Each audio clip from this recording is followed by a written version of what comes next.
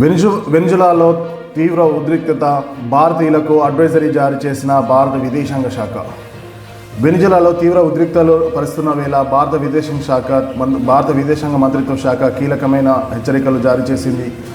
అత్యవసరమైతే తప్ప ఆ దేశానికి వెళ్ళొద్దని పేర్కొంది. వెనిజులా అధ్యక్షుడు మదురోను అమెరికా నిర్బంధించిన నేపథ్యంలో శనివారం రాత్రి ఈ అడ్వైజరీ జారీ చేసింది.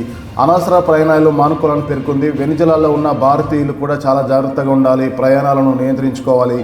కరకాస్లోని భారత రాయబార కార్యాలయంతో కాంటాక్ట్లో ఉండాలని భారత విదేశాంగ శాఖ ఒక అడ్వైజరీ జారీ చేసింది.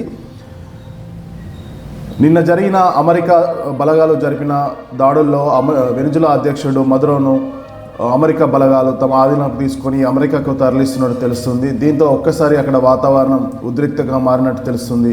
అల్లరి మూకలు దాడి చేసే అవకాశం ఉన్న నిఘా వర్గాల హెచ్చరిక నేపథ్యంలో భారతీయులకు భారత విదేశాంగ శాఖ అడ్వైజరీ జారీ చేసింది.